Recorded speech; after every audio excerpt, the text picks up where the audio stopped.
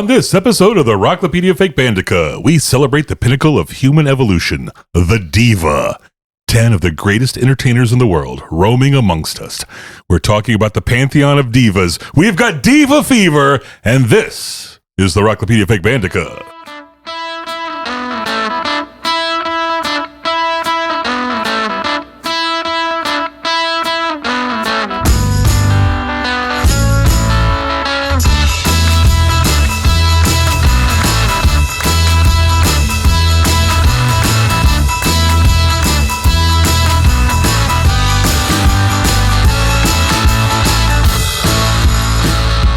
Welcome to the Rocklopedia Fake Bandica. I'm Charles. There's Alan. I've got the Diva fever.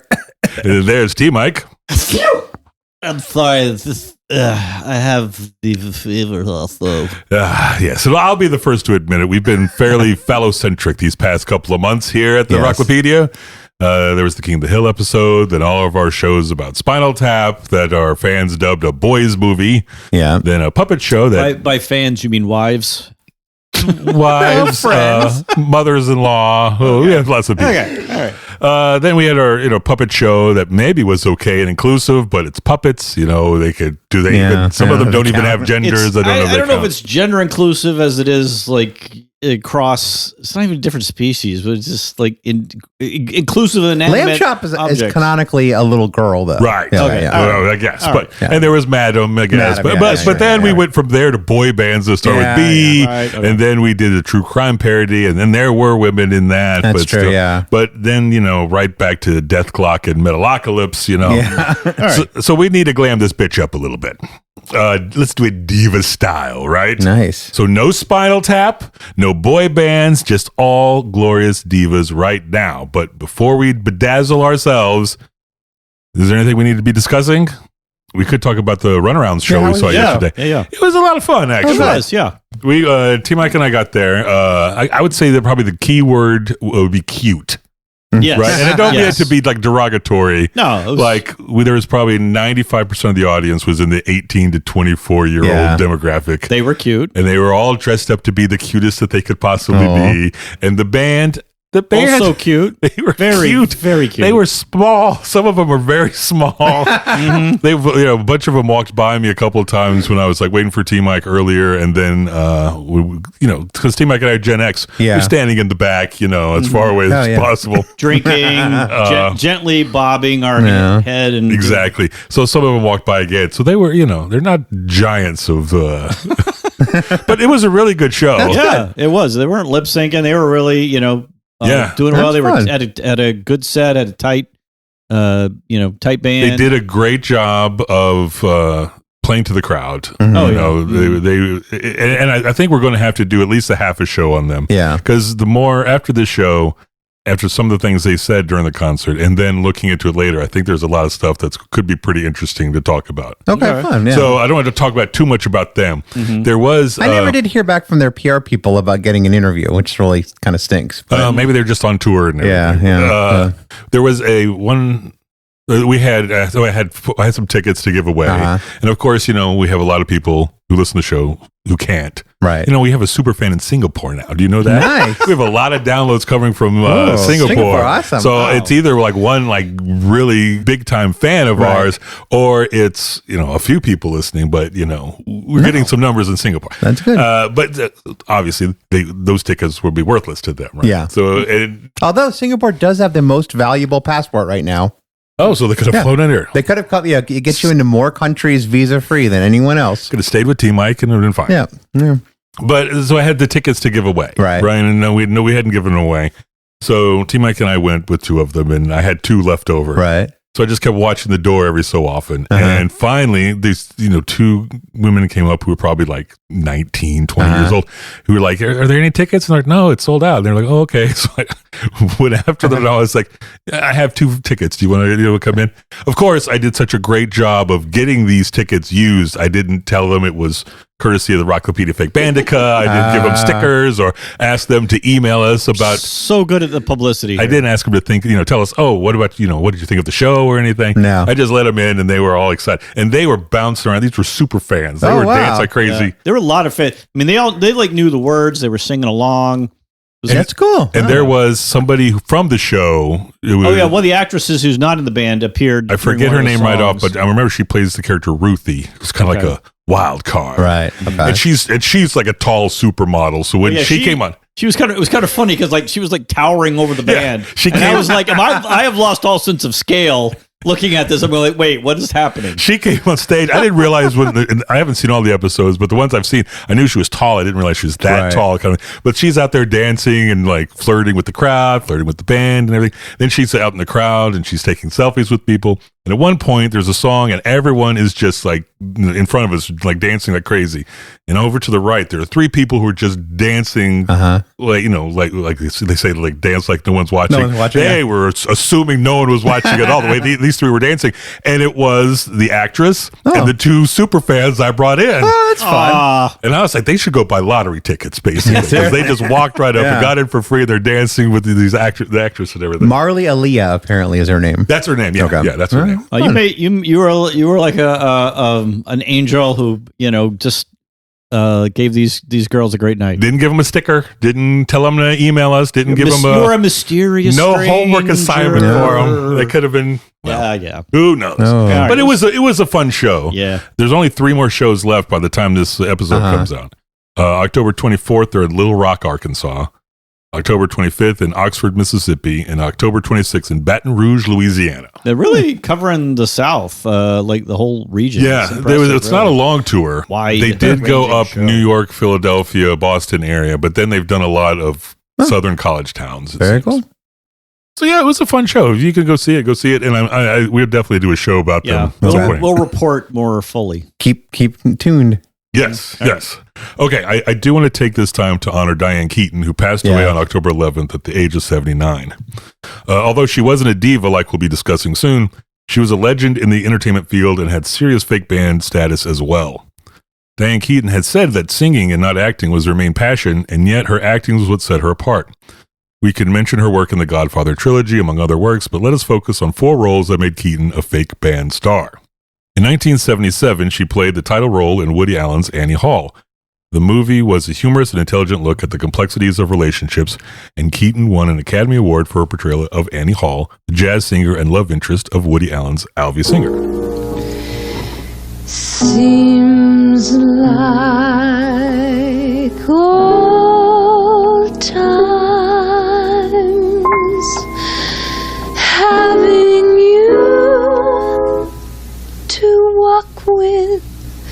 Seems like old times. Keaton was a longtime collaborator with Allen. She had a quick cameo in his 1987 film Radio Days as a torch singer on a New Year's Eve radio broadcast. I don't think she was even credited, I think, in the credits. I think she's listed as uncredited on IMDb. So, yeah. Yeah, I don't know how I found it, but it was. In 1990, Keaton teamed up with Carol Kane and Catherine Grody to star in The Lemon Sisters, a movie about 3 lifelong friends who want to be a 1960s girl group in 1980s Atlantic City. She played the role of Eloise Hamer, and later Keaton starred alongside Michael Douglas in Rob Reiner's 2014 film And So It Goes, as Leah, an older woman reviving her singing career after the death of her husband. Diane Keaton won an Oscar, an Emmy, and a Tony in her illustrious career and worked with many of Hollywood's great directors and actors. She was a style icon as well, using her own wardrobe to dress her character Annie Hall, and started a trend of men's clothing as women's fashion. She is a legend, and she will be missed. Remember spring and all the joy that love can bring. Hey, SB, I just wanted to say goodbye. I will be remembering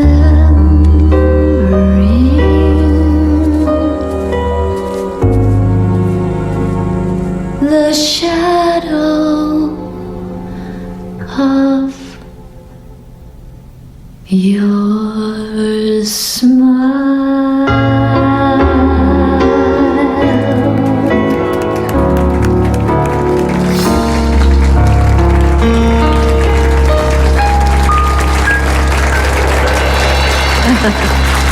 Every time. you. Oh my goodness. She's pretty good actress, wasn't she? It was, I always enjoyed her work. It is interesting. Class that act. She said that singing was her main passion, and of the EGOT, she didn't get the Grammy. No, she didn't. She too bad. didn't. So close. In fact, last year was like the first. She released something for the first time. Oh, Like, really? She hadn't released Wow. any music Oh. before, and it was like a Christmas song. I think it was. Oh, okay. Yeah. All right. Well, let's talk about divas. All right. And I have the perfect song for this episode.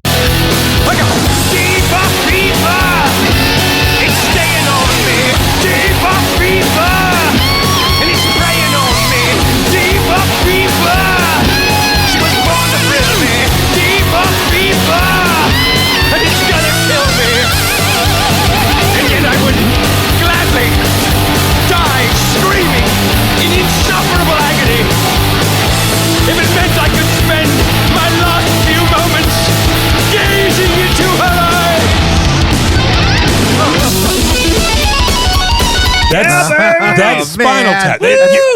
Did you not listen to the beginning of our episode? What? We said no Spinal Tap, no boy bands. I thought it was like no, comma, Spinal Tap. How do they even have a song called Diva Fever? I mean, it's like, is that why we named this show Diva Fever? Yes. Oh, man. I You can't escape totally fooled you. All right. So, how would you guys define a diva?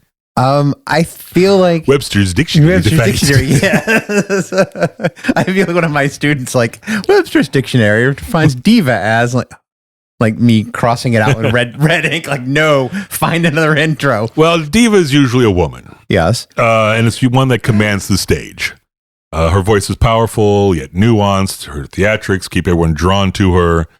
She's a center of attention and deservedly Right. so. Yeah. Now, some people use diva as a pejorative, like they'll be like, oh, she's got an attitude, she's a diva. Right. And Or they're very high maintenance type Yeah. person Right. might be considered a diva. Or I think people also use it, especially in like online dating kind of things like that. About like in online bios, like diva is kind of this. Like, I'm a headstrong person or whatever. I'm like a woman who it's almost like a role, and it's like, oh, so do you sing? It's like, no.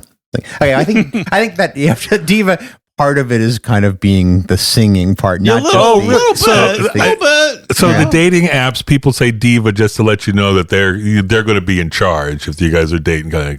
Yeah, I think so. I think that's like it's my memories are thankfully fading. But back in the day, that was I remember noticing that and just being like, huh.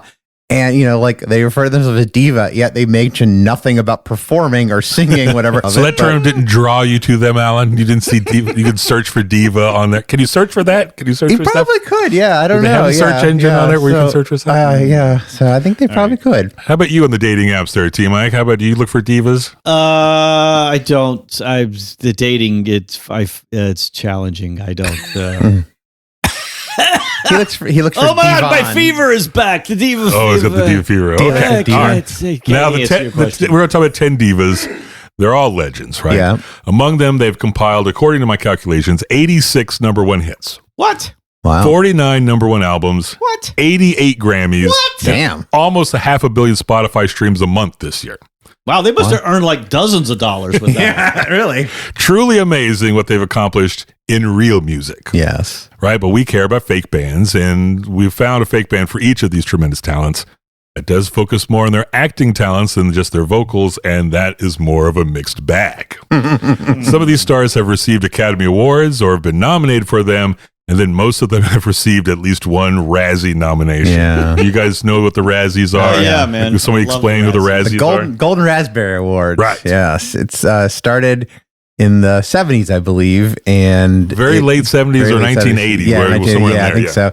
And it's basically a mirror Yeah, image. 1981 they started. Okay, 1981 was later than I thought. Mirror image of the Academy Award, where they honor the worst in that year's films. Right. And they usually have like kind of the standing ones of worst film, worst director, worst actor, worst supporting actor. But they also have each year, sometimes they'll have special special things for like if there's like a rash of sci-fi or whatever, they'd have like the worst sci-fi of that year, right? Or worst accent, worst maybe accent, something yeah. like Let's that. see. Worst written film grossing over $100 million.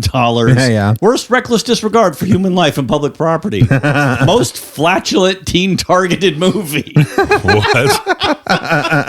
They So had they're four pretty. I mean, they are contenders. pretty funny looking at some of like Yeah. the bad movies out there. Sometimes they're kind of cruel, though. They can be kind of cruel, but there are. I always thought it was impressive the actors who kind of took it with they took it in the spirit of fun that it was intended. Right. Like I believe Tom Green actually got a limo and they went out there and he actually showed up. A lot of times the nominees don't actually show up to get I the would awards. be surprised anybody would. No, I think a few people have Yeah. over the years. Actually, they have actually shown up and accepted. And I do think it was like Tom Green.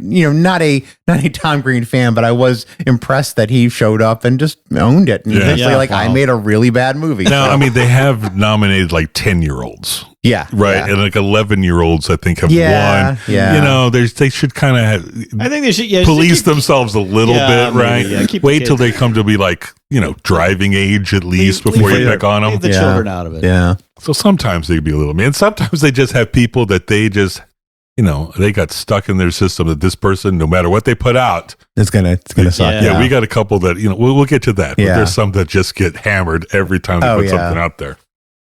Okay.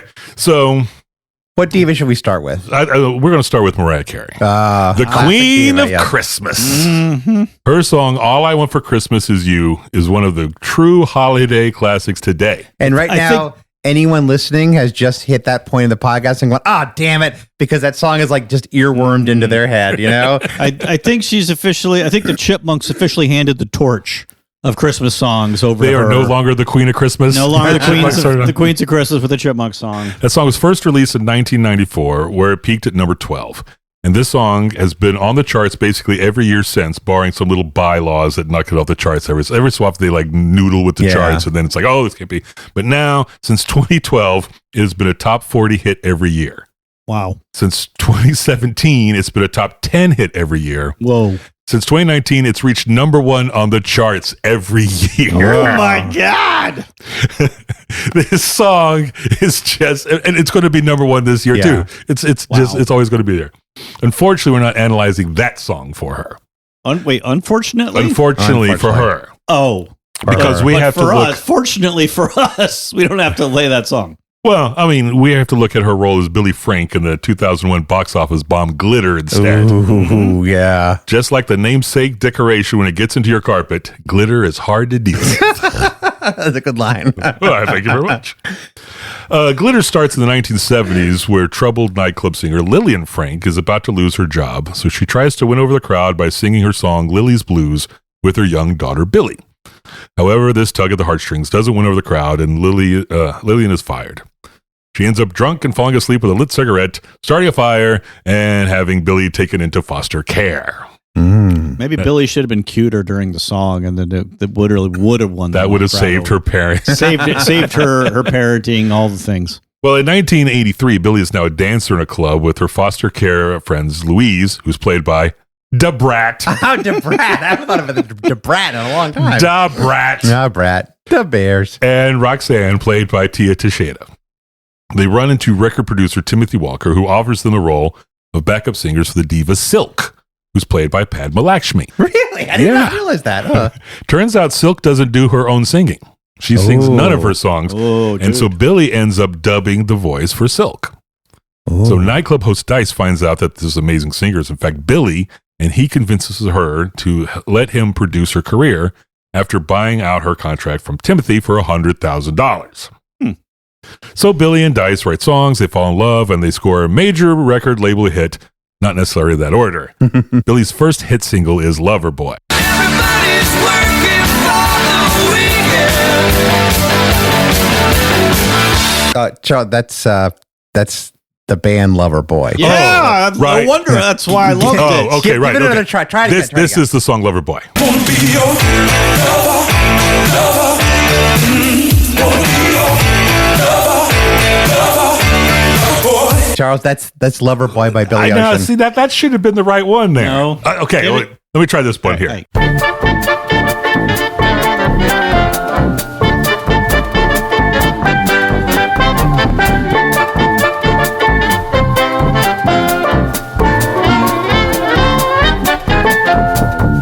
don't know. These are all messed up now. That doesn't even have Loverboy in the title. Wait, yeah.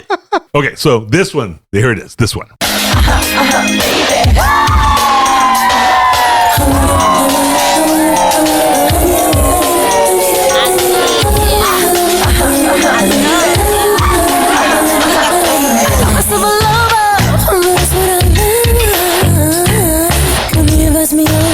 I come every time.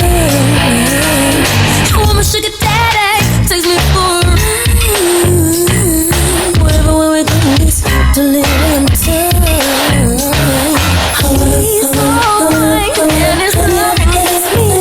Like a taste of ecstasy. All I need is him to be my love. Come on and love me, give me more. Touch me, I enjoy the way you rock me. Maybe we should go back to the original Loverboy. Yeah, his song that's not great. It's not that great. No. Okay. Things are looking up for Billie, though. She performs at an awards show where she meets the singer Raphael.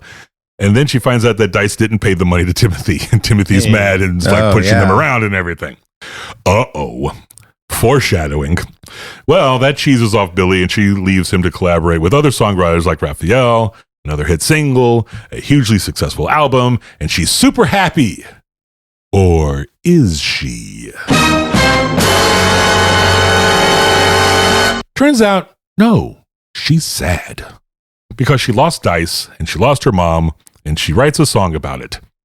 She goes to reconnect with Dice, but he's not there, but the song he's writing, because he's sad about losing Billie, is there. And what do you know? They're writing the same song! Oh, weird. What? And so they get back together. Like O. Henry level of irony. And so they get back together and they live happily ever after. Yeah, you wish. I did. No, Timothy shoots Dice because he never paid him and everything, and so Dice dies. Hey. Oh, wow. And then Billie finds out that about Dice's death, and performs her new song to the sold-out crowd of Madison Square Garden. Then she goes out in the countryside and reunites with her mother because no loose ends, I guess. I don't know. It just ended up with a big bow here. It's not good. Things did not go well for Mariah Carey with Glitter either.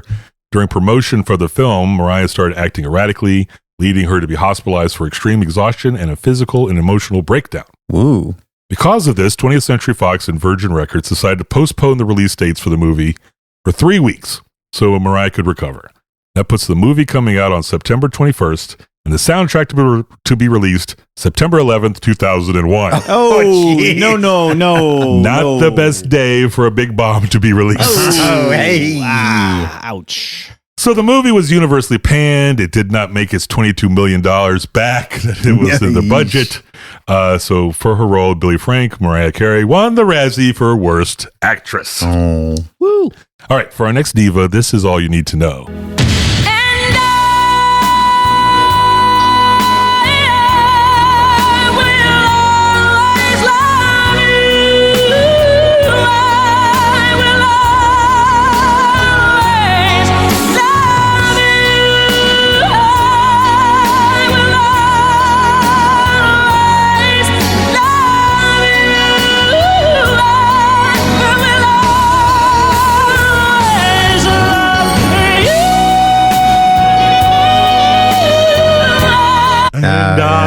Oh man, that's like ultimate diva song. That is Whitney Houston. She might have to share part of the diva Mount Rushmore, but she gets the bigger dressing room. I feel like a diva Mount Rushmore would be difficult. They'd have to be on different mountains, probably. I don't think they couldn't share You the have to be spotlight like a that. different, like a can't whole share. range. Yeah, Can't share. I can see them showing out the mountain. They go, well, why is her side of the mountain bigger? Oh, yeah. Why is this mountain? Why is my mountain not taller? All right, so Whitney has 3 albums that have reported sales of over 20 million copies, including the soundtrack to the movie we're going to talk about, The Bodyguard. Ah, yes. That soundtrack is the 3rd best-selling album of all time. All time. With estimated sales of 45 million copies worldwide. Mm-hmm. Can you name the other 2? I can, because I just looked this up the other day, bizarrely. The Bible?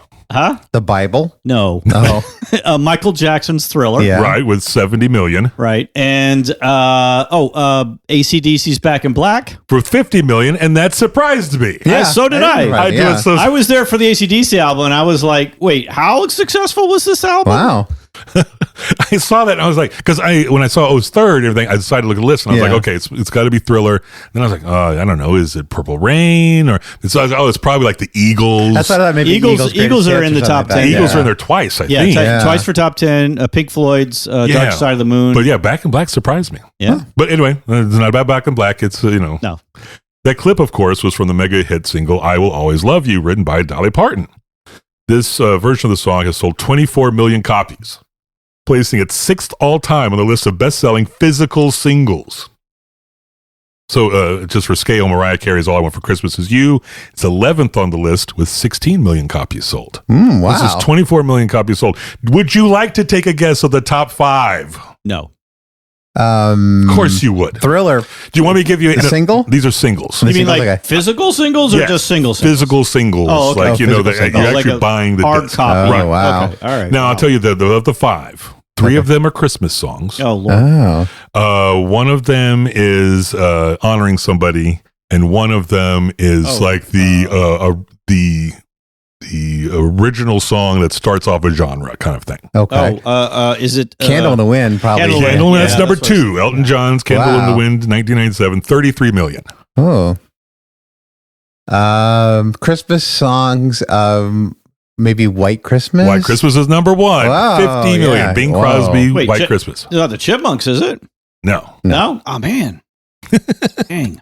Number 3 is also Bing Crosby with Silent Night, 30 million. Dang. Number 4 is Tino Rossi with Petit Papa Noel. I don't even know what that is. I don't know, but 30 million people do because they bought it. And then 30 million Frenchmen can't be wrong. Number 5, Bill Haley and its Comets, Rock Around the Clock, 25 million. Man, so many jukeboxes full of that. So, Whitney Houston's 1 million off from being the top 5. That's amazing. So for our listeners out there, if you want a project, the decade is young. Start buying up singles of. But that'd be physical singles, right? Yes, physical singles. copies. Go to your actual record stores and say, I need the 45. Brand new. I From need the company. single. I need it physically in my hand. It's probably going to be records that aren't going to be broken anytime Yeah, I don't think soon. so. It's just not how it's done anymore. Okay. So this song won Whitney Houston Grammy Awards for Record of the Year and Best Female Pop Vocal Performance, and it spent 14 weeks at number 1 on the Billboard charts back when the charts meant something, not like now when they count streams. Did you know that as of this recording, Golden by Huntrix is the number 1 non-Taylor Swift song in America at number 13? Wow. There's 12 more Everything else songs is in the top Taylor 10 that are Swift? Because Taylor Swift's album came out, and the top 1 through 12, according to Billboard, is her album. Wow. That's incredible. Wow. That's ridiculous. That's bizarre. Yeah. Nobody wants that. No. You got to fix this top 40. This doesn't make sense anymore. Yeah, that's insane. So yeah, she has. I'm impressed that Huntrix is still hanging on there in the top 20, though. I mean, they had three songs in the top 10. Well, that's it. It's all streaming now. So people who keep streaming the song, it's going to be there were songs in the top 40 that were there for 2 years so far on this list. Wow, it doesn't make sense. It anymore. really has skewed everything. It's kind of weird. I've been doing my best for Power, Corruption, and Lies by New Order, but I don't know if that's Just making been a streaming big, that over and over and over again. How many times a day do you listen to it? Are you a number? Are you like a super fan status? No, I just kind of I've been listening to that a lot. You're not even trying. Oh well, okay. So in this movie, The Bodyguard, Whitney plays Rachel Marin, a diva in her own right. She's a music superstar and an Academy Award nominee, and finally a victim of death threats by a stalker. Her manager hires a bodyguard. No, wait. She hires the bodyguard. Ooh. Professional bodyguard Frank Farmer, a former Secret Service agent for presidents, and played by Kevin Costner. Frank thinks Rachel is a diva. Well, yes, he's right. That's why she's on this episode of the Rocklopedia Fake Bandica.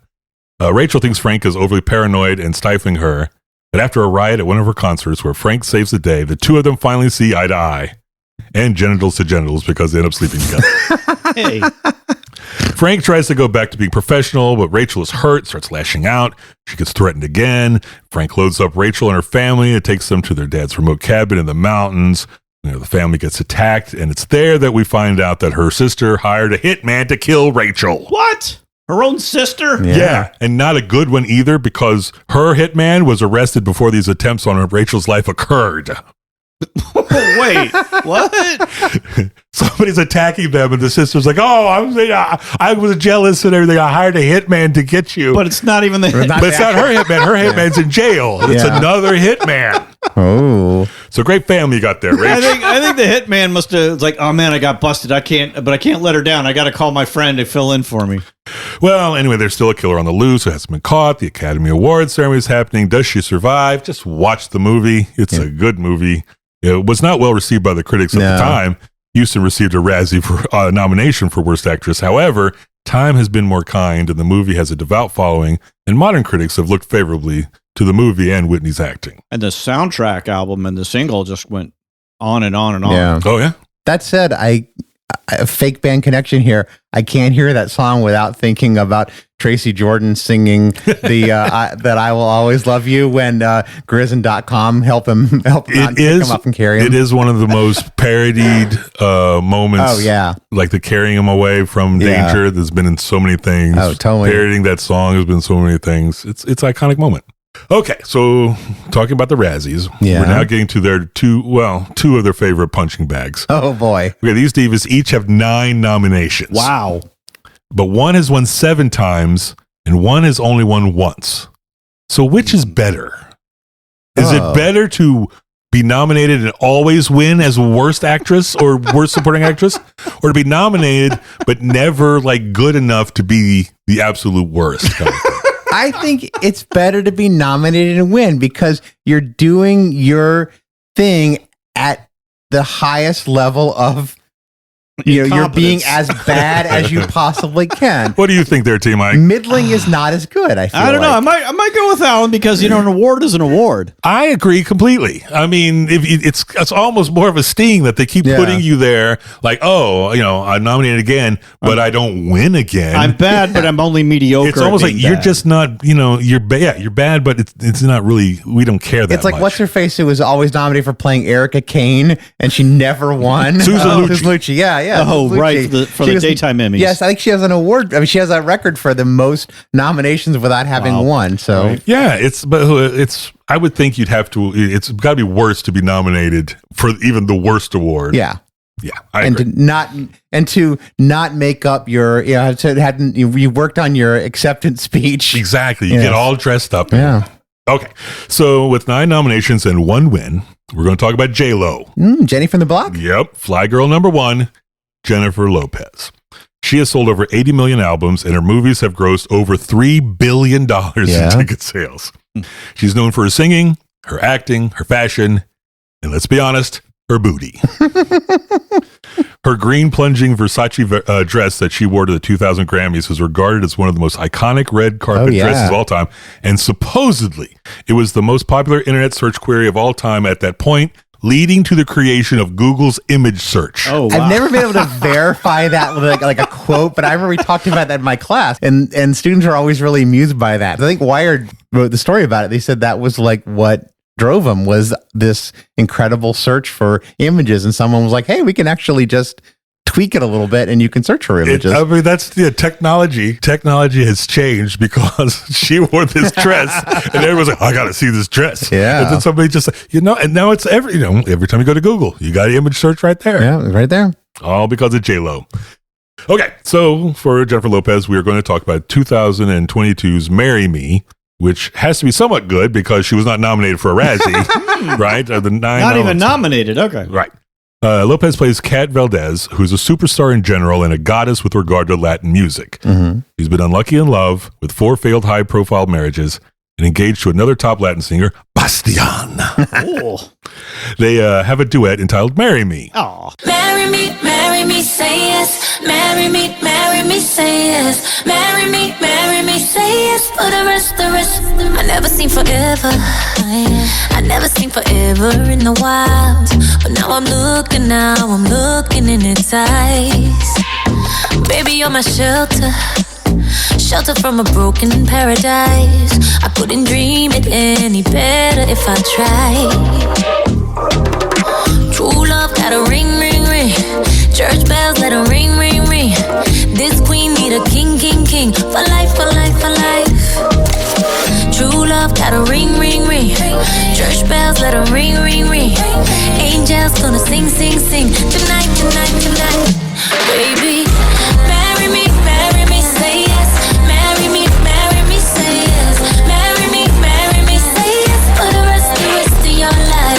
What are the odds, right? As a duet with somebody that she's engaged to. It's a huge hit, and they decide they will get married at one of her concerts that's being streamed around the world. However, before the concert, rumors spread that Bastian has been cheating on Kat with her assistant, Tyra. So she realizes during the concert that she can't marry Bastian. If you see the movie, you know that's how they say it. And so the time comes and she sees this poor math teacher schlub holding a marry me sign in the crowd. She says yes to the poor schlub and they get married right there. Well, that's a plan that can't go wrong. Right in front of millions. Never met the guy, picked him out of a crowd because he has a sign saying marry me. She says yes. And so now they're married and now they get to meet each other. Kat Valdez, superstar, and her new hubby, math teacher Charlie Gilbert, played by Owen Wilson. In the same Owen Wilson style. The same Owen Wilson voice. The same kind of, I'm Owen Wilson, but I'm a math teacher and like a math coach. And we got like a math competition coming. And but it's still Owen Wilson. Can their worlds ever mesh? Well, eventually, yes, they do. And it's this is not like a 5 minutes later they're divorced. No. Her lawyers have lawyered up and divorced. And they're going to try to make it work because, people are hounding them and they think, it's something. So they're like, no, it's for real. It's for real. This is such a bad idea. Now, it's not smooth sailing all the way because Marry Me becomes nominated for a Grammy. And then they want Bastian and Kat to perform together during the ceremony. And we can all write the movie from here, can't we? I mean, we know it's going to happen. She's going to realize next to Bastian, she's going to be like, oh, no, my heart's really with Charlie. And she's going to run off there. And I know for a fact, because I saw this movie, that's what happens. Yes. And she stays happily married on her fifth marriage, the math teacher.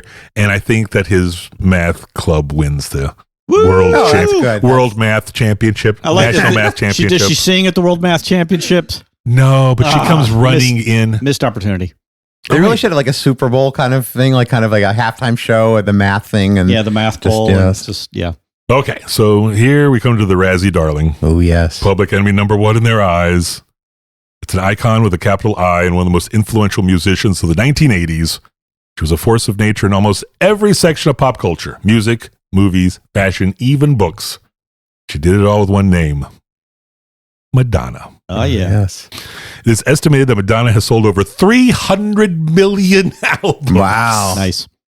She's had 12 number one hits in the U.S. and 44 worldwide. She's had a top 10 single on the U.S. dance charts in each of the past 5 decades. That's crazy. Nice. For over 40 years, she's been on the dance charts. Starting with Holiday and Lucky Star in 1983, Madonna was a towering presence in pop culture.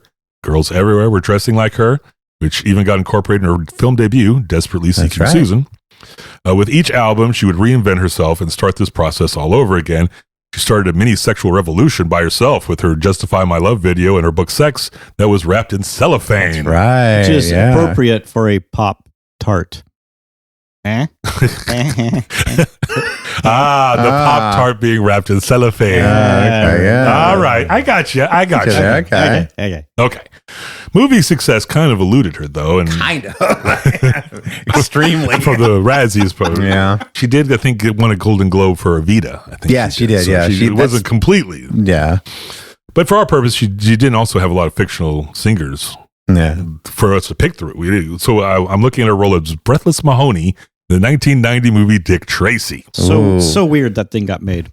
It's really interesting to look at, but it's not a good movie. It's like, it's so stylized. If you've never seen it, it's actually worth seeing just for the experience of it. It's very stylized, but one of the things that I remember watching it and just feeling like, I really wish they hadn't stylized the writing or they had a better writer, because the dialogue is so clunky and weird and it doesn't work. And it doesn't, in the same way that the movie is kind of like, oh, this is like a kind of cartoon version in the real world. The dialogue was as bad. I thought it was just like, and it was just hard to follow at times. And it just seemed like really some of the bad parts of the comic, the that would worked in the comic just didn't really work in this form. Yeah, well, the comic was started, 1931? Something I like that. think.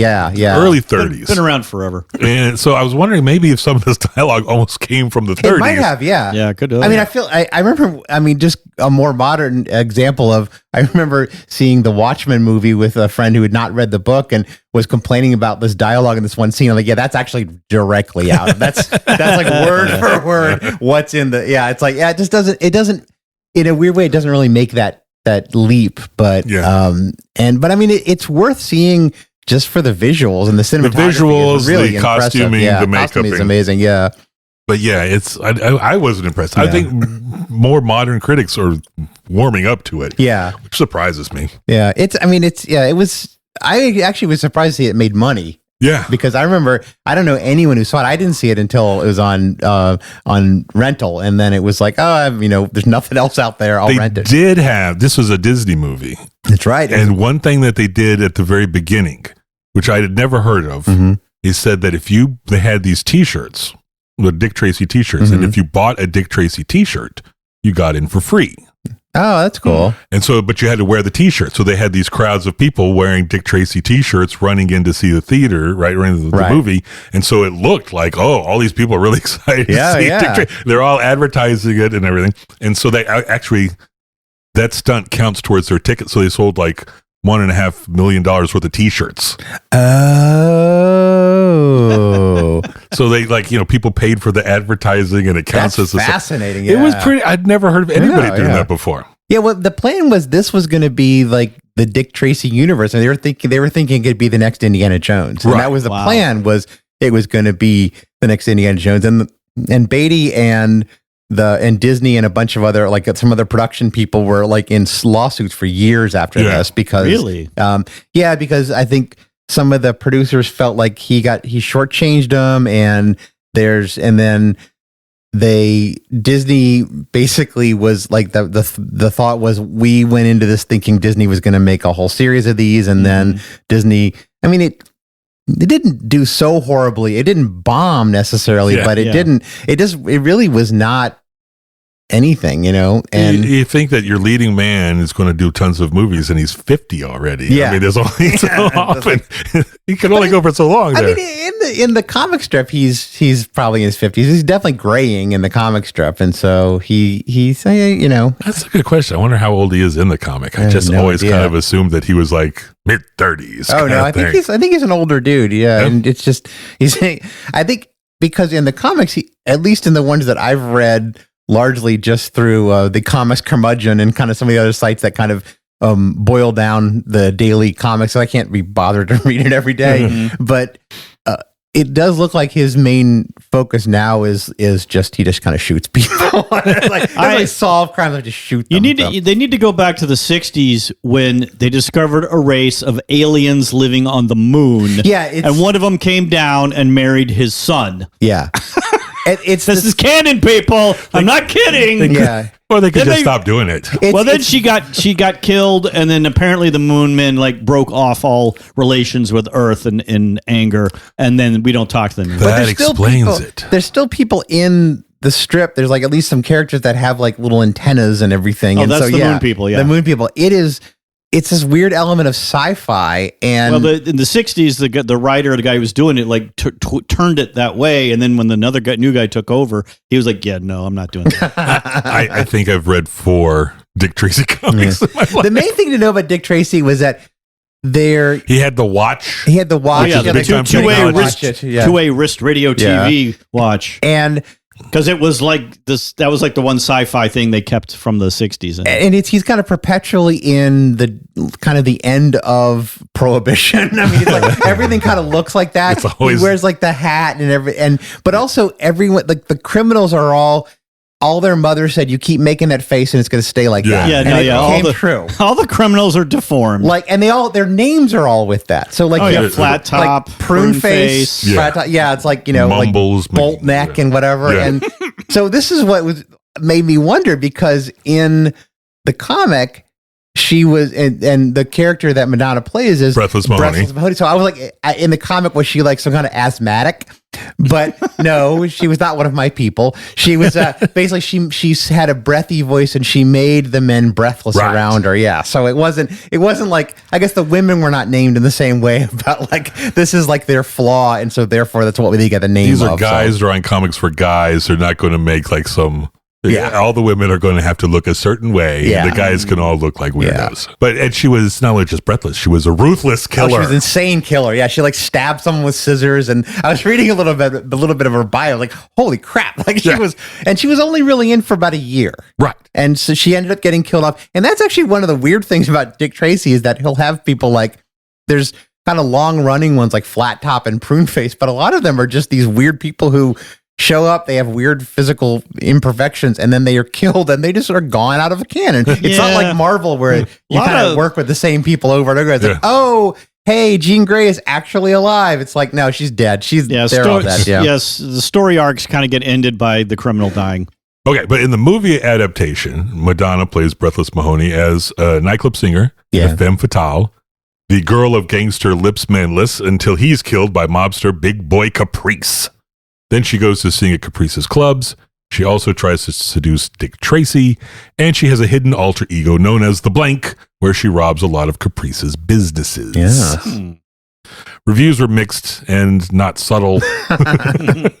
Either loved him or hate him. It was either the most imaginary movie ever, one of the worst films that was ever put on celluloid. One of Breathless's songs, Sooner or Later, was nominated for the Academy Award for Best Song.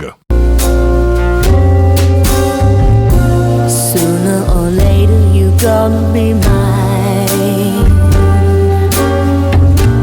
Sooner or later you gonna be mine. Baby, it's time that you faced it. I always get my man.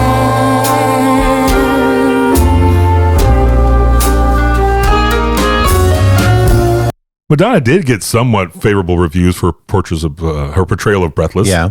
And she didn't win the Razzie. Right. In fact, she wasn't even nominated that year. Ooh. That year, 1990, the Razzies were dominated by the John and Bo Derek film Ghosts Can't Do It, which won Worst Picture, Worst Actress by Bo Derek, Worst Director by John Derek, and Worst Supporting Actor by Donald Trump. Whoa! I saw this in the notes, and I went and watched his appearance in there, and it is the weirdest thing because apparently John Derek's direction to him was after every line, you make a duck face. So Trump will say something, and he goes like this. He kind of pooches out his lips. I'm like, what is this? Who thought of that? How come this video didn't come out at some point? Bro? Oh, it did. It actually popped up again. Apparently, there's some slip, but like John Derek was actually talented. I mean, he was involved in like all the President's Men, I believe, or all the King's Men, and he was actually had a lot of talent, and then. But he just towards the end of his career, he got so many Razzies. I mean, you're talking like the ones that. Well, that's what Bo Derek was one of the people that the Razzies. Constantly. Yeah. Donald Trump was nominated for Worst Newcomer of the Year as well, but Sofia Coppola beat him for her. Oh, Godfather 3? Yeah. Oh, that's too bad. All right. So, what could be better than one diva? Two divas, perhaps? Ooh. We pair the remaining stars up after the break. This is the Rockopedia Fake Bandica.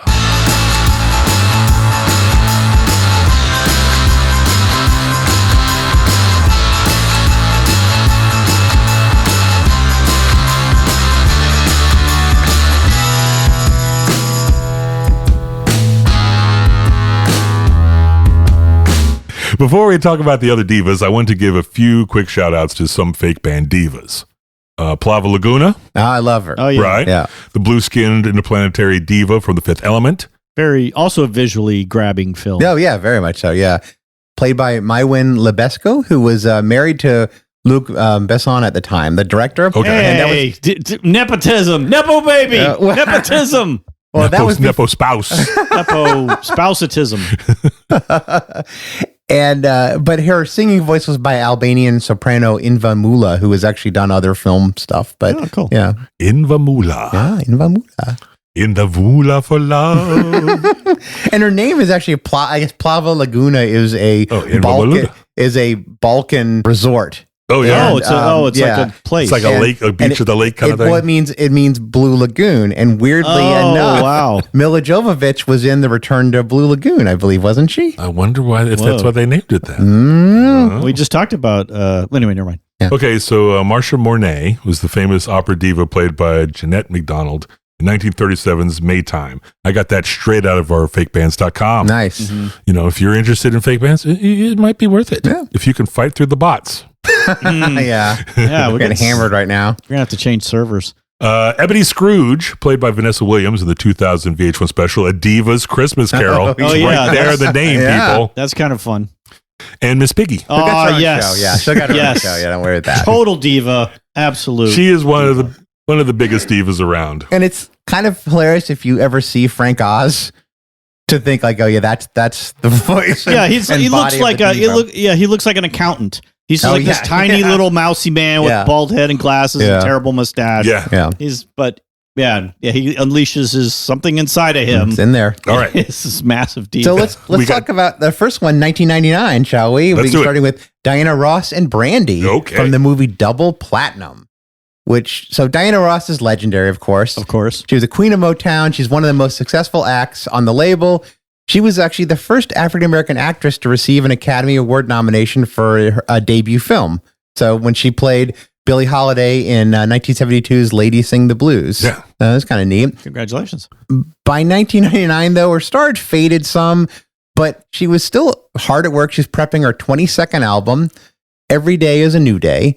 And it actually ended up having a few charting hits. It was one of her last for Motown. She swapped labels, and she was kind of in a little bit of a career lull, but she was still get charting hits. She was still, making lots of albums, Yeah. making lots of hits. She wasn't doing a lot of TV or movies, No. which surprised me because she was, nominated for an Academy Award. She did a few in the 70s and the Right. 80s, and she just kind of seemed to lose interest in acting and really went back to focusing more on music. It was The Wiz. The Wiz, yeah. which takes it right out of you.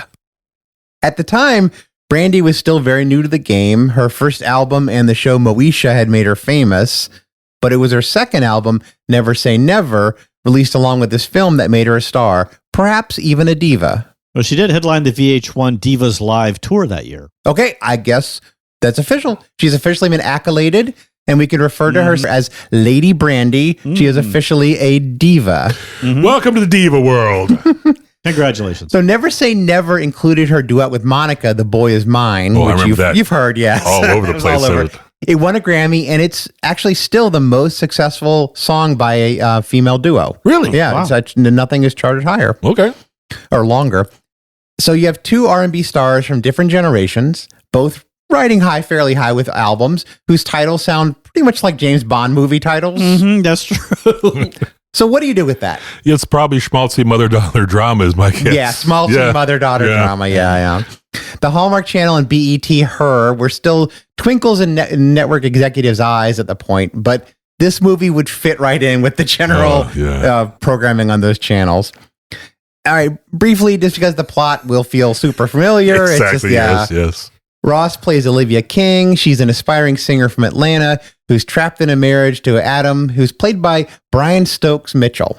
So you know Brian Stokes Mitchell, even if you don't recognize the name. He's been in a million things. He's had a really long career in mainly on Broadway, but he's also been in films and TV, and he's done a bunch of appearances on voice appearances on TV and animated shows, including, and that is with 3 exclamation points. Yeah, that was a big including. Wow. Voicing Red on the California Raisin Show. Whoa. Oh, really? Yeah. California Raisins tie-in. I think he only did the first episode, but Oh, still really? it counts. So he has a weird fake band connection Wow. that transcends movies. Okay. So, but let's get back to Double Platinum. I get distracted very easily.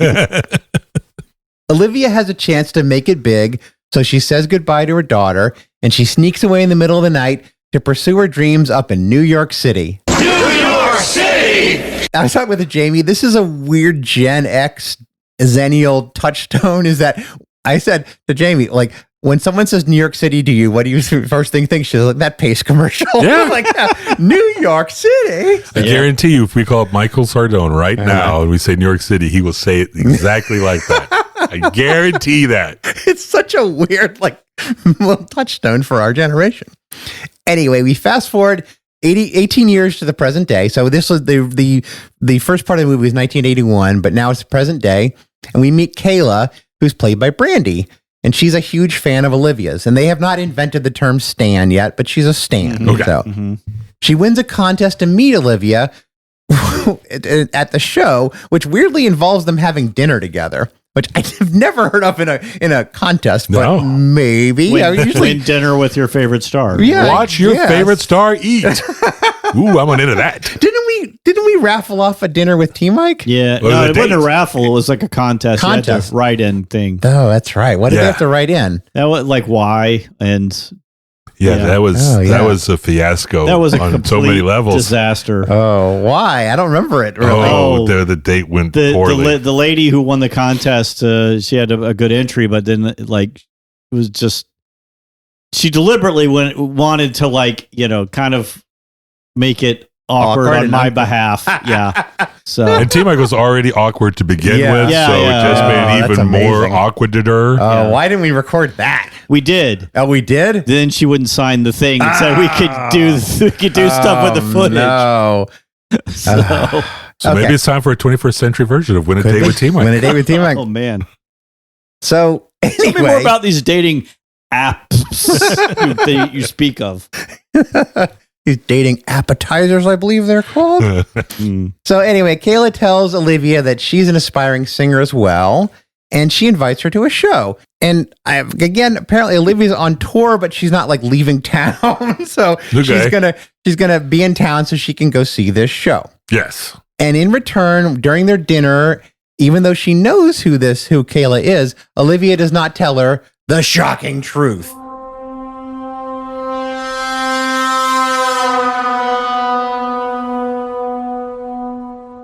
About their relationship. So Kayla goes home and tells her dad all about the meeting, but he also doesn't tell her the shocking truth.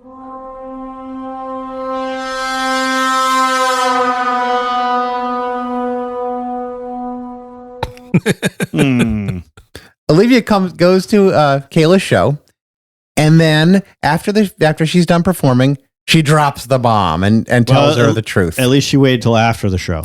Yeah, that's actually pretty kind. You know? This is, in movie land, the kind of thing to do is to release the shocking news at the most inconvenient You moment. come running into the club. either torpedo or like, no, you have to carry on with the enormous thing you were about to do before Yeah, I came exactly. and dropped this news on you. You come bursting in and like, I'm your mother. So All right, now you proceed with the open heart surgery. Go ahead. Sorry, go ahead. Kayla's mad, but she decides to join Olivia up in the Big Apple to pursue a career. And Olivia gets her recording contract and kind of does the stage mom thing. And Kayla actually records a song and, of course, has a hit. You know, this is kind of Yes. Movie land. And it's Also nepotism. Yes. Well- Nepotism. Even in the movie, even in the fake man world, nepotism. So she has a hit, and the song she has a hit with is "Have You Ever," which is a song from Brandy's Real Wife album. Sure, synergy, baby. It's also a fake song it's a real song in the world Real of world. the real world, and also a fake song in the fake world. Yeah, it's too many That happens levels. a lot. It happens a lot. So one of them's a cover. Brandy has covered. Okay, yes, Kayla's song. I don't know. So the two of them struggle with a relationship, especially after Kayla gets mixed up with a sleazy industry guy named Rick Ortega. Oh, that's a sleazy name. Yeah. He's played by Alan Payne, who you may know as Dead Mike from CB4. Hey, another fake band Another fake connection. band, yeah. He also was in Meet the Pains, and he's been in a bunch of other things. But I saw that, I was like, hey, Dead Mike from CB4. And however, the thing about Rick Ortega is he's all about sharing shocking truths.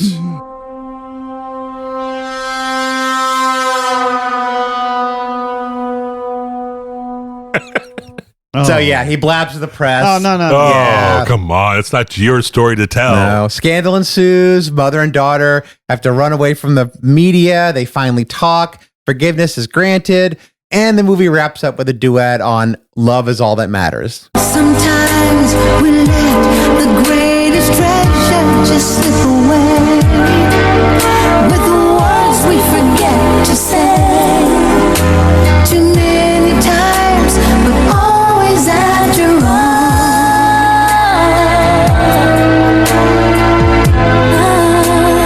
Love is all that matters. Okay. Well, all Yeah. right then. It's a fine movie. It's serviceable. It's not going to surprise anyone who's seen a Hallmark movie. You can see the beats coming, but it's competently made. It's acted. There's a lot of diva moments, so it No. works for our show. So no Razzies for this one. No Razzies. This No. was a Okay. This was a TV movie. It actually did fairly well. That's Yeah. all you got to say. TV. It was movie. it actually was 16 that week, and actually it's apparently fairly popular on the BET movies, and it's shown up again on, I think it actually is on Hallmark too sometimes. So it still gets played every now and then. Well, I'm glad you talked about Diana Ross, Alan, because our next divas appeared in the 2006 movie Dreamgirls, inspired by Motown and the act The Supremes, or Diana Ross and the Ooh, Supremes. that's synergy Yes. again. It all And comes together. it's probably also nepotism for yeah, whatever, you know, nepotism, and anthropomorphic. and then that too. All right, the movie Dreamgirls was adapted from the 1981 musical of the same name. It's a look at that Motown sound of the 1960s and 70s, centered around the group The Dreams. The Dreams actually started out as the Dreamettes, because I guess the name The Dreams was too masculine for them. Maybe. Let's just cute it up a little bit. I don't know. The band consists of lead singer Effie White and backup singers Dina Jones and Laurel Robinson. They are discovered by Curtis Taylor and his fledgling record label, Rainbow Records, and they're hired as backup singers for Jimmy Thunder Early, now becoming Jimmy Early and the Dreamettes. Their first single, Cadillac Car, does not do well after the all-white pop group Dave and the Sweethearts released their cover of the song. Ooh. This collaboration ultimately fizzles and the Dreamettes become just the Dreams. There's also a reorganization of the band, with Effie replaced as lead singer by Dina, because Dina is seen as more marketable. Do we know what that's code for? Whiter. More slender? Yeah, slender, thinner. Yeah. Yes. You know, appealing to white audiences Yeah, is what they yeah. thought. Yes. Okay. So this new version of the Dreams becomes one of the hottest bands around, but Effie is less than thrilled with her new role. Eventually, she's dropped and replaced by Curtis's secretary, Michelle Morris, and the band becomes Dina Jones and the Dreams. The rest of the movie concerns the fall and ultimate rise of Effie and the wild heights of superstardom for Dina and the disco era, and there's more story about relationships and secret babies. Another one? But this Yeah. episode is about divas, so let's get to our divas. The film had an all-star cast with Jamie Foxx as Curtis Taylor, Eddie Murphy as Jimmy Thunder Early. And as for our other dreams, we have Anika Nona Rose as Laurel Robinson and Cheryl Leal as Michelle Morris.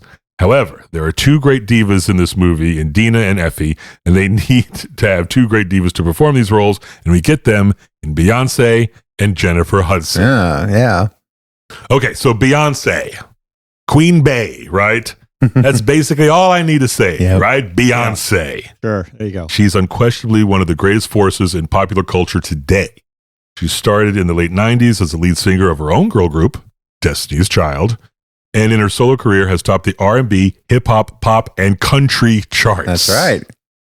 She's had estimated sales of over 200 million records, 35 Grammys, more than any individual ever. What? Oh, I didn't know Really? that. Oh. No one else has more Grammys than Beyonce. Damn. 8 number one hits, 8 solo albums, all making it to number one on the U.S. charts. There really wasn't anyone else to play Dina. The filmmakers are lucky they got Beyonce in 2006, because if they tried now, they would just scrap the movie and just make one about Beyonce. Yeah. Okay, now Jennifer Hudson is another story altogether. While Beyonce was a superstar in 2006, Jennifer Hudson was relatively unknown. She was just starting out, let's say, because she was just discovered on the highest rated show of the day, American Idol. Oh, yeah. You I guys, didn't actually realize that. you didn't remember she's No. from American Idol? No, I don't really ever watch much of that show. American Idol, season 3, she was on. Okay. Okay. So I'm going to quiz you a little bit about this then. Did she win? No. She did not win. What place did she come in? Last. They will usually have like a top 12 Oh, okay. that make it up there. Second. second. Came in second? No, she came in 7th. Ooh. Can you name any of the 6 people? I will tell you the winner was from High Point. Oh, it's Clay Aiken? no, it's a Fantasia. Fantasia Barrino. Oh, okay. She won it. Yeah. She was number 1. The other people who outlasted her on the show was Deanna DeGarmo, George Huff, Jasmine Trios, LaToya London, John Stevens. Stop reading AI generated names at me. Yeah. Do you recognize any of those people? No. I think we went to high school with John Stevens. I think we did. Yeah. I think everybody went to high school Yeah, with John possibly, Stevens. Do you know what the show theme was for the week she lost? Girl groups in the 60s? Barry Manilow. So you're thinking, okay, it's not her wheel. It's Barry Manilow, right? Barry Manilow. Geez. Okay, it's not her style, but she was in the bottom 2 the first week when it was soul music. Really? She was in the bottom 2 the third week, which was Motown. Whoa. This is why we can't let Americans vote. That's it's not a good joke to be making right They now. brag about. They're like, oh, this was the big year where they actually had multiple Grammy winners in the top 12 Right. because of Fantasia and because of Jennifer Hudson. And they actually had an Oscar winner because of Jennifer Hudson. They have all these awards and everything that came out of this group because of Jennifer Hudson, who came in 7th. Ooh. It's not my fault. I guess it is. I didn't vote. That's my problem. I didn't vote. Yeah. I didn't put my sign outside my house saying vote for Jennifer Hudson. But yeah, there's no reason. Okay, so anyway, all right. You have the shining superstar and the talent no one believed could be a star. Right? You have the one name icon starring in her 6th film and an entertainer making her film debut. This movie couldn't have been cast any better. As far as her singing, that's also a fun contrast. Here's Beyonce performing Listen, which was one of the 4 new songs written for the movie adaptation. Listen to the song here in my heart, a melody I start but can't complete. Listen to the sound from deep within. It's only beginning to find release. Oh, the time has come for my dreams to be heard. They will not be pushed aside and turned into your own, all 'cause you won't listen.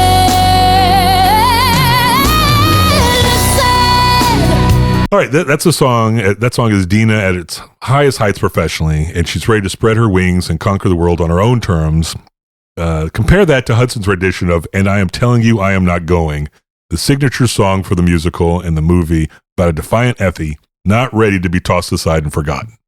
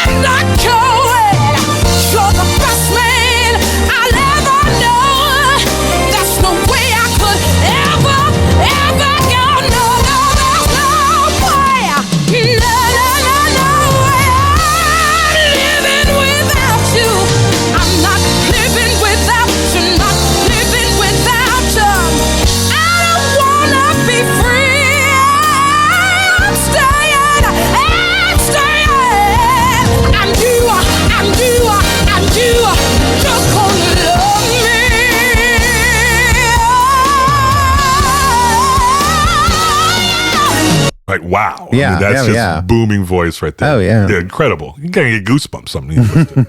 The movie came out to critical acclaim and enthusiastic audience. A lot of critics focused their praise on the 2 divas, as well as Eddie Murphy as Jimmy Thunderly. So we get to the time where the studios start their for your consideration campaigns for their movies, right? Right. DreamWorks and Paramount did something with their campaign that had tongues wagging and eyebrows raised, which is hard to do with all the Botox in their face in Hollywood. But instead of pushing for both divas for the Best Actress award, they focused on Beyonce for Best Actress and demoted Hudson to Best Supporting Actress. Now, where have I seen this before? Weird. Oh, yeah, the actual frickin' movie. Oh, man. Life imitates art. Beyonce did not receive a nomination for a role, but Hudson got a nomination for Best Supporting Actress and later won that Oscar. Ooh. Eventually, Jennifer Hudson would EGOT, winning the Emmy, Grammy, an Oscar, and a Tony. With something Philip Michael Thomas could dream of. You remember your 30 Yes, Rock. Exactly.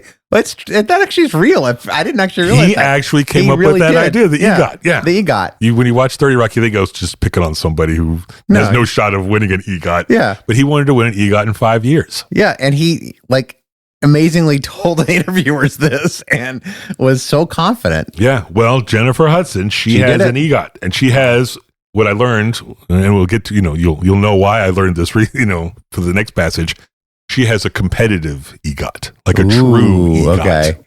No, we're going to put that out here. Oh, not like an not- honorary. Right. EGOT, Not yes. the non-competitive EGOTs. Oh, Because okay. you could win a special Award. a special Emmy Right. Okay. for your work with TV, but you never won an Emmy. But so that's kind of non-competitive. Okay. I didn't know there were two kinds of EGOTs. There's a true EGOT, and then Okay. there's one Ooh. well EGOT. There's an asterisk Right. EGOTs. Okay. Oh. Okay, so our next diva group is one that we're only going to briefly mention because I know T Mike has plans for an episode based on all the renditions of A Star Is Born. Is that Right. correct? Well, yes, I do. There's there's been 4 versions since the original. The original movie is not about singing; it's just about actors and actresses. But then they changed it to be about the music industry for Barbra Streisand's big one, and then the subsequent. Actually, there was another one in the 50s with Danny Thomas that was also about musicians. So we're going to focus on all 3 of those versions for our future episodes. Okay, but I want to talk about these because we're talking about divas, and I'm going to talk about the similarities between those last 2 divas, Barbra Streisand and Lady Gaga. Ooh. Streisand, of course, was one of the biggest stars in the 1960s and 70s, and Gaga is one of the top of the 21st century. Barbra Streisand has had 11 number 1 albums and 5 number 1 songs. She has sold 150 million albums, and she has an EGOT, a non-competitive EGOT, Okay. and the Presidential Medal of Freedom, so it's a PMFEGOT. But does she have a Presidential Fitness Award like I do? You have a Presidential Fitness Award? Yes, I do. Thank you very much. Well, that's probably the most shocking thing that's come out of this whole episode. Not the Secret Babies, but me getting a You have a Presidential Fitness Award. Yes, I do. Wow. Where can we have that shocking sting right now?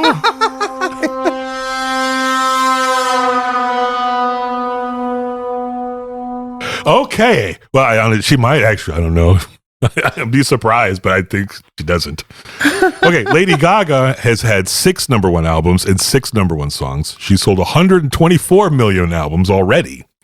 And she is a Tony away from a real EGOT. Ooh. She has an ego. That's what I've heard. But as far as A Star Is Born goes, they both play a chanteuse discovered by a famous musician on the decline. Streisand plays Esther Hoffman, discovered by John Norman Howard, who's played by Chris Christopherson. He's always pretty good in movies. He's always good at playing the dirty kind of drunk. Yeah. Oh, yeah. Scruffy guy. Always played in scruffies.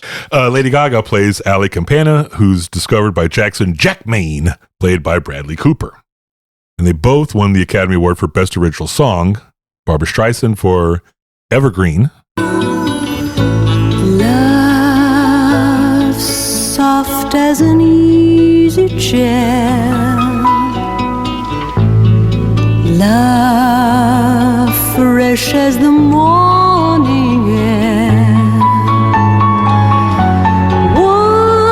One love that is shared by 2. I have found with you. And Lady Gaga for Shallow. Tell me something, boy. Aren't you tired trying to fill that void? Or do you need more?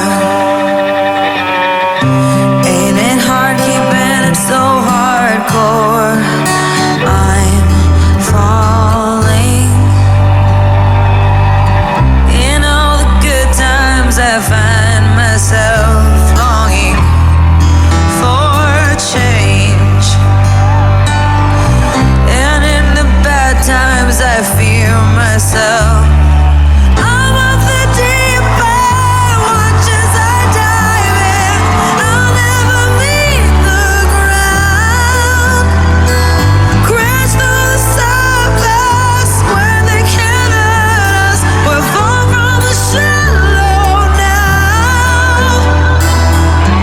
That's all I can say about these roles because we're going to explore A Star is Born in later episodes, Yeah. right? Okay. So these women are legends in everything they do. It's just sometimes it's legendarily bad. Yeah. But Look we at you, salute, Madonna. but we salute you, divas. May the spotlight forever shine on you. I'm Charles. There's Alan. See you later. There's T Mike. I think my diva fever is cured. And this has been the Rocklopedia Fake Bandica. Thanks for listening.